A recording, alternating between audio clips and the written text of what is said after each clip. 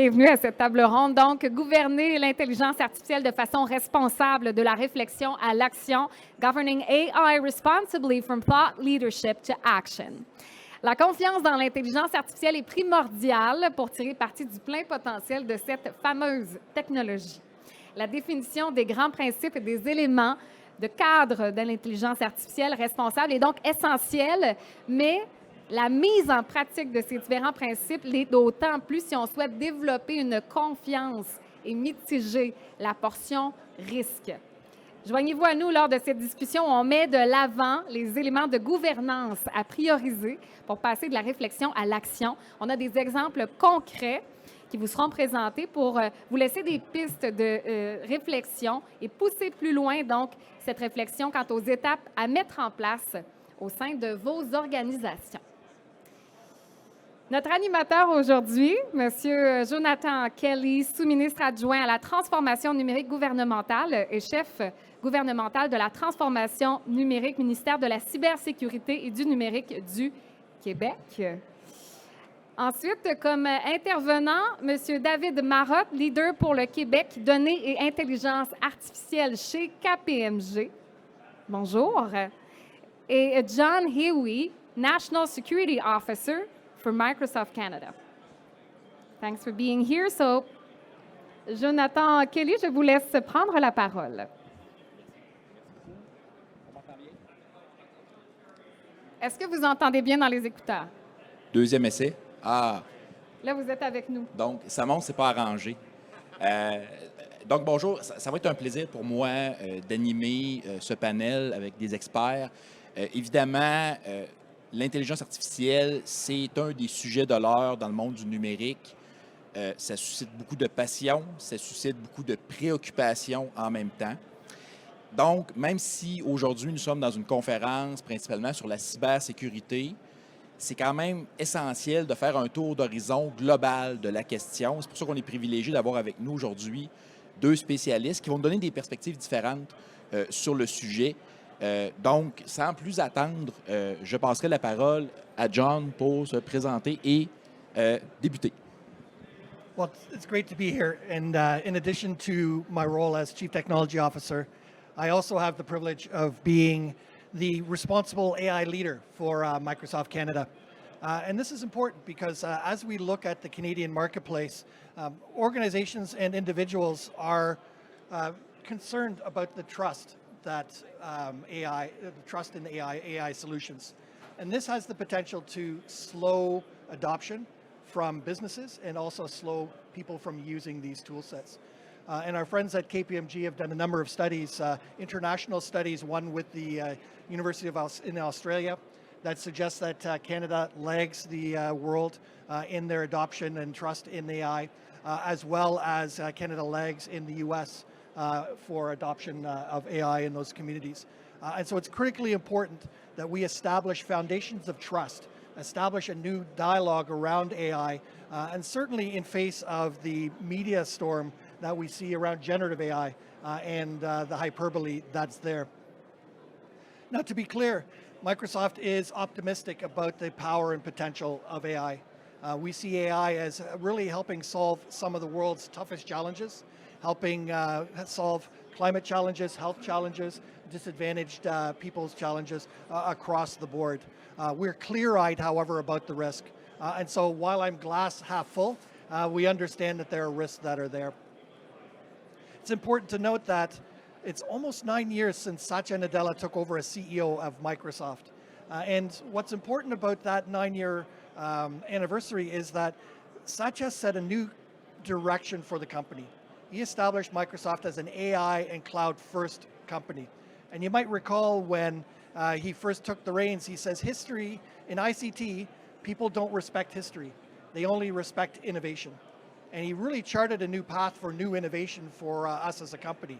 But he cautioned, he said, there's some areas where you can afford to break things when you innovate, but there's other areas where you need to be thoughtful and deliberate around the deployment of these tools. And one of those areas is AI. And he put forward these 6 principles that guide our company, not only our engineering teams around the world, but also locally. to make sure the solutions that we deliver to you as our customers meet these AI principles. They include fairness, to remove unwanted bias, to ensure that they treat communities equitably, that we have the right sense of spirit of the conversation. Safety and reliability. These tools need to be working all the time. As cybersecurity professionals, you need to understand that these tools are going to help you with the work that you do.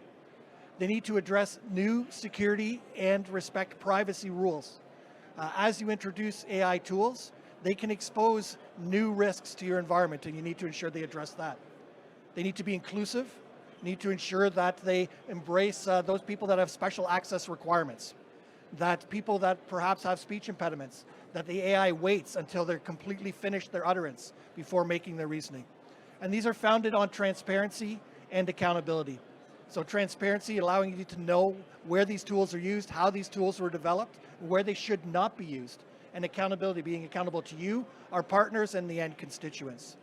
Now, principles are only as good as the implementation. And so Microsoft has implemented a 3-pillared implementation program to make sure that these principles are brought to light. The first is on us, bringing groundbreaking innovation from Microsoft Research to be able to ensure that the tools do what's expected, that they have the right human interaction with the people that use them, to make sure that they meet your environmental sustainability goals. The second place is to work with our communities, like our partners like KPMG, like our customers like Government of Quebec, to make sure that, hey, we raise the bar for skilling. They give you the tools to be able to ensure that these tools are used in a proper way. And the last thing, which is critically important, is that working with the community, because it's not just us.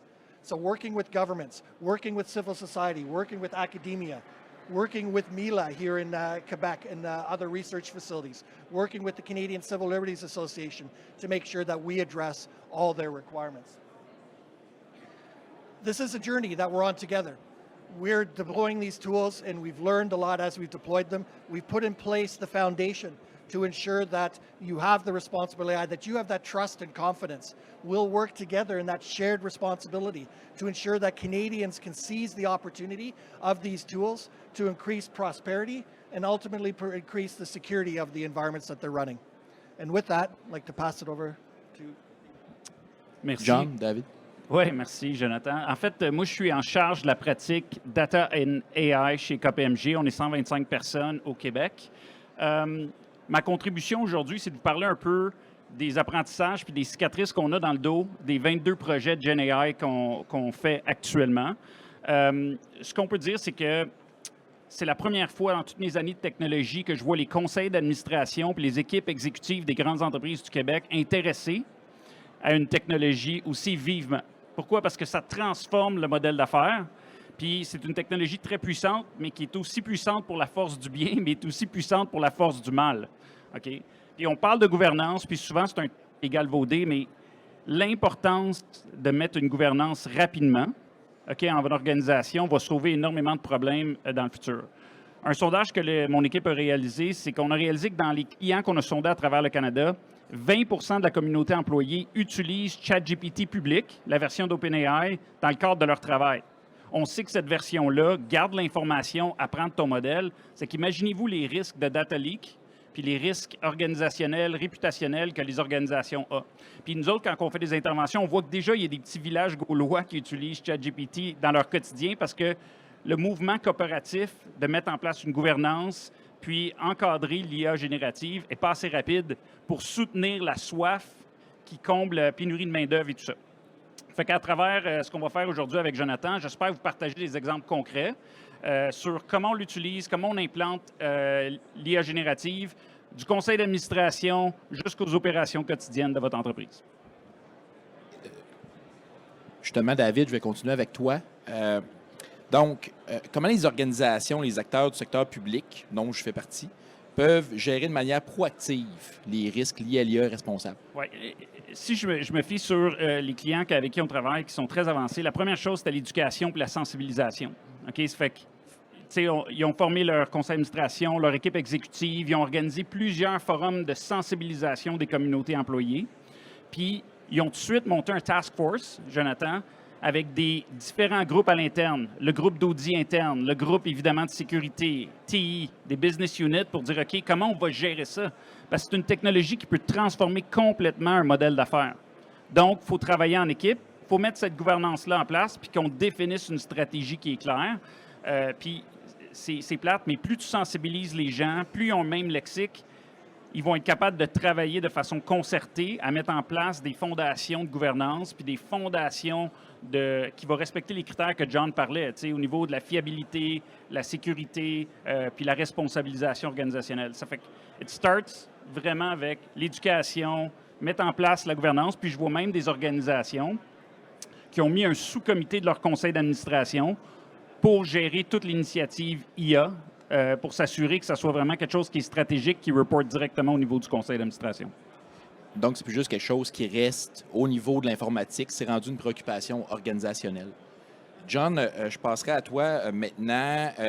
Donc, comment tu verrais les organisations canadiennes, donc, encore une fois, le secteur public en faisant partie, qui peut mettre en œuvre justement une gouvernance efficace de l'IA? So this is not something that started yesterday.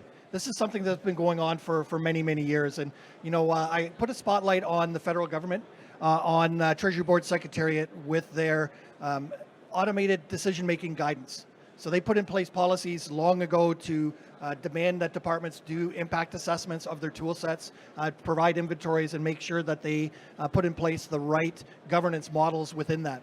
This is changing as we look at generative AI. In the past, we had the wizards in the back room, the mathematicians, the data scientists that created the scorecards. Now we've democratized AI, and we bring in new audiences. The Chief Information Security Officer is brought in the governance because they have to worry about jailbreaking and sentiment analysis. We have to worry about our communications people to have the right tonality with these tools. So it's really, really interesting to watch that happen. Another shining example is with our law enforcement agencies in Canada. They have done extensive public outreach around consultation on how to use these tools within their environment. And so we should all feel proud as Canadians that we're leading the way around the world as our sensitive organizations are putting in place the structures and communicating with communities to figure out how to do this. Merci. Je reviendrai à toi, David. Bon, l'IA disent que c'est un outil de plus dans notre arsenal, dans notre coffre à outils.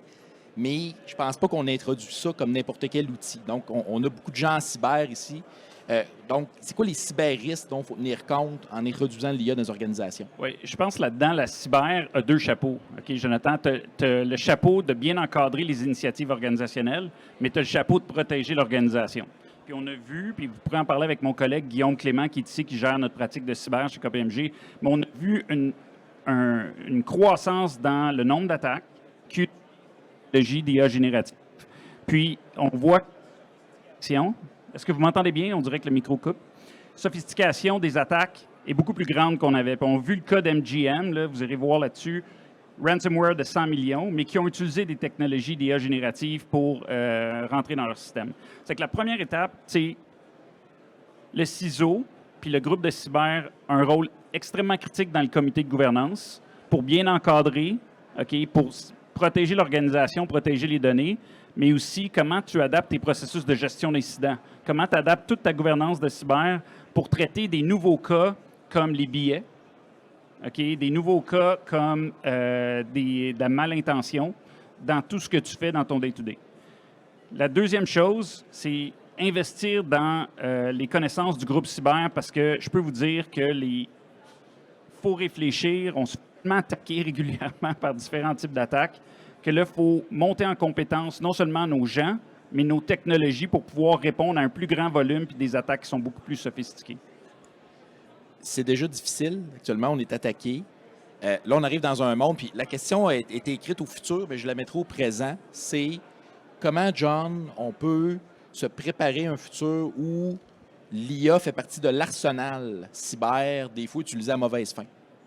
It's a great question, and we always have to keep ahead of this cyber threats because it's a cat and mouse game. And one of the things I'll go back to is we as cyber professionals have been working with artificial intelligence for years. Polymorphic malware, we understand how these tools work. And so it's a matter of keeping an eye out to the future and understanding how these tools can help us. So when I think about the Microsoft environment, we watch 65 trillion signals a day. We can't do that alone, so we need to have AI to do that. And so it's explore and investigate how these tools can help you in those environments. Now, it's not to say to be 100% frightened. I know David suggested that these tools are being used. Ransomware is still far too easy. And so it's expensive to use AI. And so let's shore up our defenses there. But what we're seeing is some really great tool sets to help enable and empower your teams. When we think about things like security co-pilots that help you then categorize malware, that help you understand, the attack chain, to help you then create those notes when an incident happens. So start using those tools to start to explore those. The second piece, and you mentioned this earlier, was around the education and awareness. Double click on those news articles to understand what's happening. How many people have heard about fraud GPT in the dark web? Oh, so if you're on the dark web, look up fraud GPT. It made a lot of news, but there's not a lot of activities that's coming out of there. So really get past the hype and look what's happening in the real marketplace. On a parlé, merci John, je vais rester avec toi. On a parlé beaucoup en général, mais tu vois passer des cas. Peux-tu nous parler de certains cas concrets et donner certains conseils? Yeah, it's something that's really exciting to me because when my team reviews these sensitive uses, we really embrace our diversity and inclusion mindset. So we have a gender-neutral team. We have representatives from different communities, different ethnicities that review these sensitive use cases. And sensitive use cases are those cases that could impact consequential services. So think of education, whether or not you get into a university or if you get a loan. Things that could cause human harm or rights and freedoms. My favorite was a job site safety. Think of a construction site that has a whole bunch of holes and challenges there. They wanted to use AI with vision to determine whether or not they needed safety equipment or if the safety equipment had been there. They gave the developers 100 photos and said, hey, we want to work using this. And so our team said, 100 photos? That's certainly not enough. And how's this supposed to work in night and day? And what about bystanders? And what about if somebody just puts up mimics a safety gear? And how do we tell the depth of the hole? And so what we did is we went through and we looked at each of the principles. Fairness, how is this fair to the community? How do we make sure that the unions don't use this, that the bosses don't use this? And we went through each principle and provided guidance there. And so it was a really interesting exercise to go through to see where these things could go sideways. Merci. David, là, on parle beaucoup d'IA, mais si on revient au jeu de base, protection des données confidentielles, donc comment on doit considérer ça dans un univers où l'IA est en place maintenant? Bien, je pense qu'il faut que tu reviennes à nos fondations TI. La première chose, c'est regarder ton architecture, regarder ton cadre de gouvernance, la façon que tu travailles, les skills que tu as, puis dire, OK, c'est quoi les menaces qu'on voit aujourd'hui? Est-ce que mon organisation est prête? Autant en mode monitoring qu'en mode incident response, en mode sécurité offensive. C'est vraiment regarder l'ensemble de ton organisation pour faire un assessment. Je suis où par rapport à ça? Puis développer un roadmap. Là-dedans, Jonathan, il n'y a pas une réponse. Puis travailler avec vos partenaires pour déjà l'architecture technologique que vous avez en place pour gérer votre SOC. De regarder, OK, c'est quoi eux autres, leur roadmap technologique? Peuvent-tu m'aider à combattre ça? Est-ce que j'ai des trous dans mon organisation de cyber pour combattre ça? Ça, c'est la première volet pour la défense. Pour l'accompagnement stratégique, moi, je pense que la fonction de cyber doit se positionner au top de la gouvernance. OK?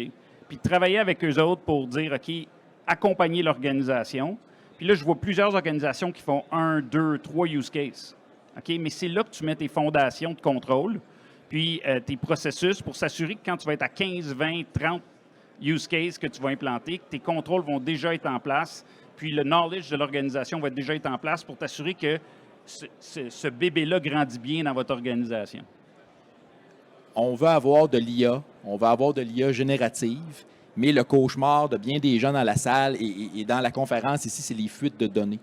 Donc, comment on vient concilier ça pour s'assurer qu'on peut déployer l'IA, mais sans induire des risques supplémentaires de fuite de données?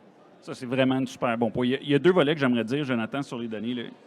Dans les 22 projets qu'on a faits, je vous dirais que le premier frein, c'est qu'on est arrivé là puis la qualité des données n'était pas là. Ça, c'est la première chose. Les données étaient vraiment réparties. Il n'y avait pas une saine gouvernance. C'est que l'IA générative, déjà là, vous pouvez travailler avec la gestion documentaire là, sans qu'il y ait une gouvernance de données très, très solide. Ça fonctionne. Mais si vous voulez leverager vraiment ça, la gouvernance des données, là, c'est fondamental. Puis vous devez vous assurer que dans toute votre pipeline de données, vous avez les contrôles en place pour éviter toute forme de fuite. Puis après ça, faire des audits comme vous faites déjà, les scans de vulnérabilité, les audits d'infrastructure, d'architecture, bien sûr, vous devez faire la même affaire, mais auditer les leaks, auditer les billets, auditer toute la malhonnêteté ou les gens qui utilisent ça pour le mal. Parce que dans le fond, tous ces outils-là sont entraînés par l'humain. OK? Puis là, on a vu, Jonathan, des cas de prompt injection, où des gens essaient de rentrer puis injecter des prompts qui allaient amener des billets puis gérer des risques réputationnels dans les organisations. C'est une corporate war, là. C'est des gens qui disent hey, « moi, je vais attaquer tel client, je vais faire du prompt injection pour que ce client-là ait des enjeux réputationnels sur la façon que son IA générative fonctionne. » Gouvernance des données, contrôle, puis validation, puis régulière, c'est un processus vieux comme la Terre, mais qui est vraiment essentiel. Là. Je reviendrai à toi, John. Donc, dans notre métier, c'est important d'avoir des amis. Alors, de regarder ce qui se fait ailleurs. Au niveau international, c'est quoi les travaux qu'on devrait suivre avec attention? It is a very, very busy place internationally with standards and other guidance. I think the first thing to look locally is Bill C-27 with the AI and Data Act and understand what that means and look at the local activities. Recently, there was a voluntary code of conduct for businesses to sign up to delivering generative AI in a safe manner. We're watching the AI NIST, National Institute of Standards of Technology, AI Risk Management Framework. A lot of organizations are using that to put in place the governance structure and understand the marketplace. The final draft international standard, FTIS, for the ISO standard 42001 is out for comment. Now, it's all Greek if you listen to the numbers, but certainly as a community, we all appreciate ISO 27001 for security or 27017 for privacy. This is the same for responsible AI.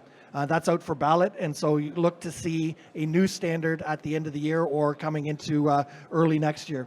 And so we see organizations looking at those to adopt those to get certified against. The other legislation to watch is the EU AI legislation. Of course, there's the Brussels effect, and so that's going to have an impact on some of the local activities. But at the same time, look at the United Kingdom, Japan, Singapore, and Australia for their legislation. They have legislation that's in place that's a little bit different than what Canada's proposing. They're looking more innovation forward. And so those represent kind of the main pieces that are out there. But we see a lot of smaller organizations that are creating their own standards and guidance that's out there. And so very active space, but those are the main ones. Merci. Toi, David, est-ce qu'il y a des choses que tu suis de ton côté? Ben, en fait, je suis toutes les mêmes affaires que John, mais tu sais, moi, je pense qu'on arrive dans une ère où le concept de compétition, comme on le connaissait, Jonathan, n'existe plus tant que ça. Moi, je crois beaucoup à la compétition. Il faut s'entraider. Puis je le vois déjà, les grandes banques, les CISO, les CIO se parlent régulièrement. On parle avec Microsoft. Notre groupe de cyber, eux autres, parlent avec chacun de nos clients, mais également avec nos groupes de partenaires pour dire, OK, toi, qu'est-ce que tu vois? Comment tu adresses ça? Comment tu interprètes cette législation-là? Puis même, on est sur des comités, nous autres, provinciales et fédérales, pour un peu influencer comment ils devraient gouverner ça. Mais je pense qu'il faut vraiment travailler en équipe parce que les autorités, c'est de l'essai-erreur. Je veux dire, ils essayent, mais nous autres, on suit vraiment les mêmes autorités que John mentionnait pour s'assurer d'implanter les meilleures pratiques chez nous puis à l'extérieur. Bien, merci. Je reviendrai à toi, John. On va parler de main-d'œuvre, évidemment, capital humain. Donc, on parle beaucoup de l'impact de l'IA sur les employés en général, puis on va y revenir après tantôt, mais peut-être un petit mot pour nos gens spécialisés dans la salle. L'impact de l'arrivée de l'IA, qu'est-ce qu'on doit faire pour préparer cette main-d'œuvre spécialisée-là à ce futur qui est maintenant présent? Là? It's a great question and something that preoccupies my mind as we look at what are the jobs that need to be done, right? So what is key for people to do and what can we automate? Let's remember that people are creative, they're critical thinkers, they find needles in haystacks. And so if we can take noise out of the system for them to allow them to focus on what's important, then that can help them do their jobs in a better way. And so I encourage people to start to use those tools. If you start to use the chat interfaces, you start to realize that, oh, they're pretty good, but they're not perfect. They start to do funny things. And so we recognize what it means to be human and to work in these areas. Look, we've all been used to this cat and mouse game around trying to keep ahead of the adversary. The AI may be looking back and a little bit forward, but we really can think further. And so I encourage people to look further with that. The last piece is I encourage everybody is to, as you start to use these tools, is agree upon a common terminology. When I was helping draft the Canadian National Standard for Ethical AI, it took us 3 meetings of experts to get to the same language. We were all talking about different things. And so often one person's AI is another person's robotic automation is another person's generative AI. And so let's make sure we're talking about the same thing when we can go forward. Bien, merci. Puis je t'emmènerai, David, d'un point de vue plus large, les employés, c'est des cycles technologiques rapides. On voit, c'est hyper rapide, l'arrivée de l'IA générative. Donc, comment une organisation peut se préparer ses employés? Ouais. Ce qu'on voit beaucoup, c'est que les VP HR sont en train de faire une réflexion sur comment je développe ou j'ajuste mon plan de développement des compétences. Parce que je peux vous dire qu'il va y avoir des compétences qu'on a aujourd'hui qu'on n'aura plus de besoin dans 2-3 ans, puis il y a des compétences qu'on n'a pas dans notre organisation qu'on va avoir besoin dans 2-3 ans.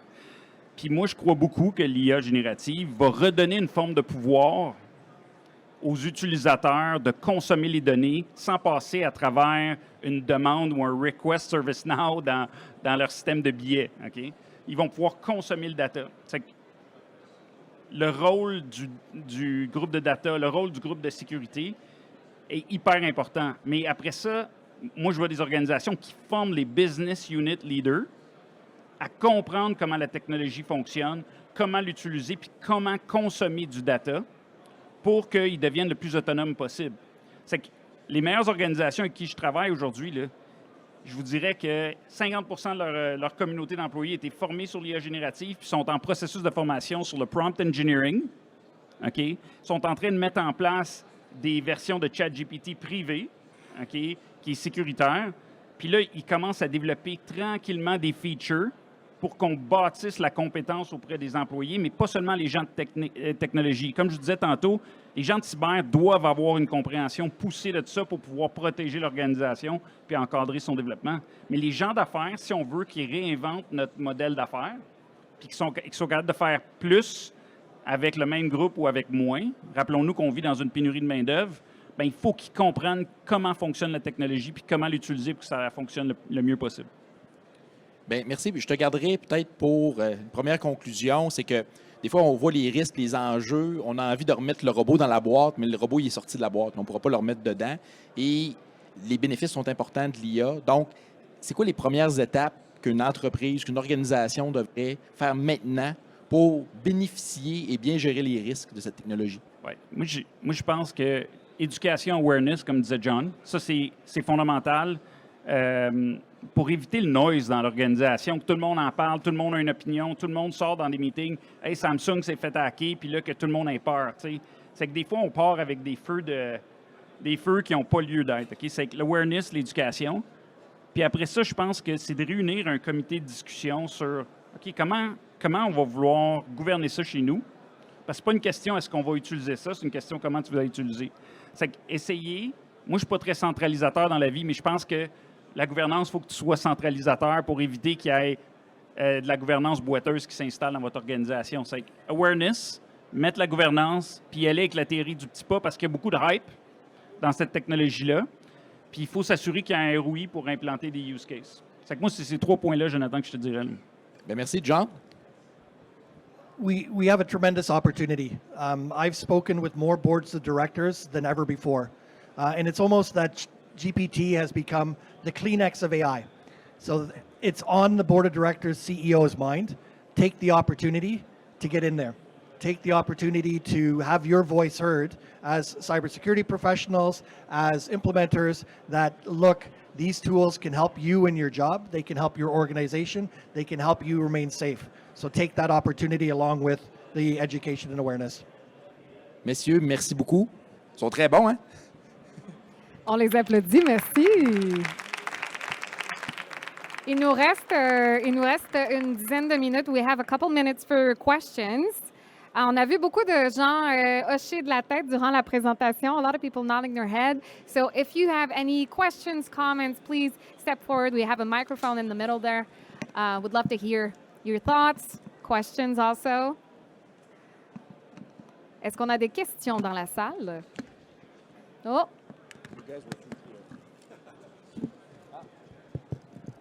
Ça fonctionne. Alors, bonjour. Merci, M. Kelly, d'avoir agi comme modérateur. John puis David, merci beaucoup d'être là. On sait que l'intelligence artificielle consomme et va consommer énormément de ressources. So maybe the question for you, John.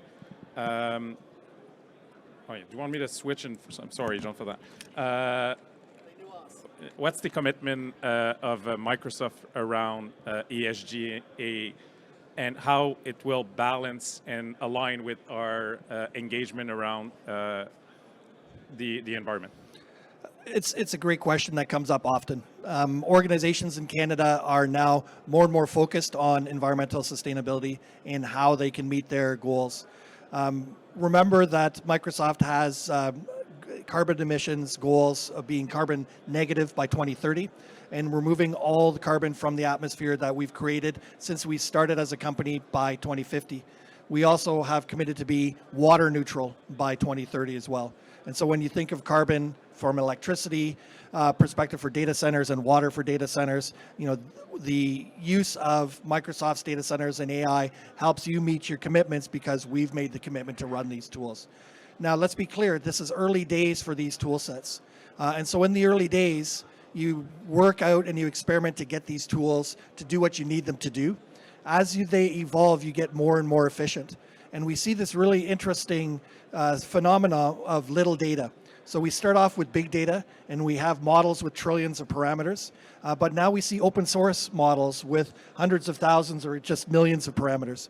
And so removing that burden within the environments. And so as you see these tools mature, you'll see the environmental impacts decrease. And there's some that suggest that you could actually run these tools in a phone in later dates. And so this is just the early days of how that works.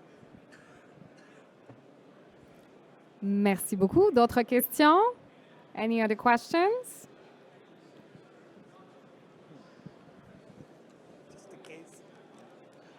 Bonjour, merci beaucoup. J'ai une question pour John. Vous parliez donc de gouvernance, notamment, David. Est-ce que le cadre de gouvernance, est-ce que le code de conduite en termes d'intelligence artificielle de Microsoft et aussi de KPMG serait disponible pour des entreprises, en fait, pour pouvoir donner l'exemple? Si je comprends correctement, if I understood correctly, how do you maintain the security and the governance around the cloud and those types of tool sets? For the governance documents. Oh, the governance documents. Okay, so the governance documents are available, and so we do have a site called Service Trust, which describes and provides all our documentation that's there. We're quite proud of the site because we find it's more comprehensive than any other site that's out there. All our audit documents are there, our policy documents are there, and we describe how you can feel comfortable in your data.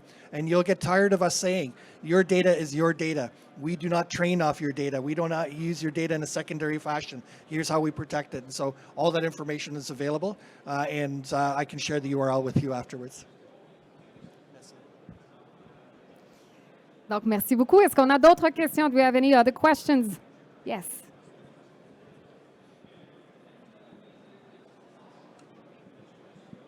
Every organization has more risky users that still struggle understanding the basic security concepts. How do you explain the risk of AI to someone that still has some struggles spotting the red flags in a really easy phishing emails? How can you convey that to somebody that struggles with technology?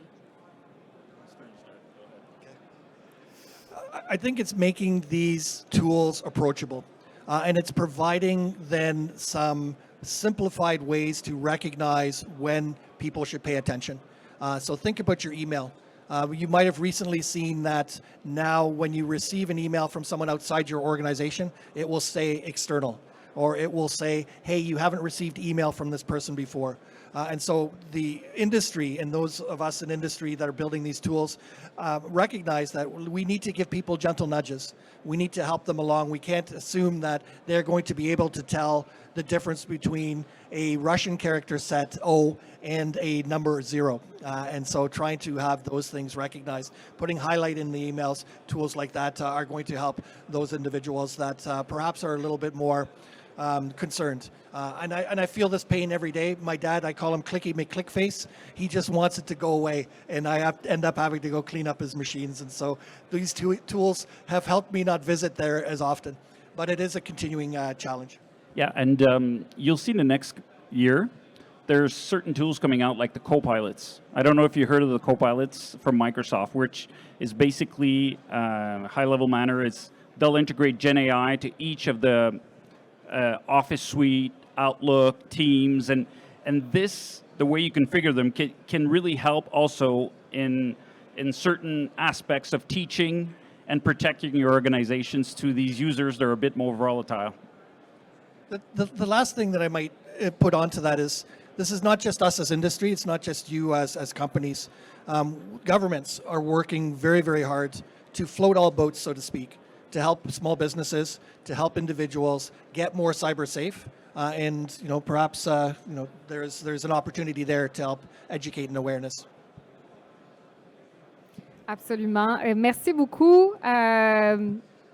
Thank you. Thank you, sir. That'll be all. Thank you very much. Donc, David MAROTTE de KPMG, John Huey de Microsoft Canada et Jonathan KELLY du ministère de la Cybersécurité et du Numérique du Québec. On les applaudit une dernière fois. Merci beaucoup.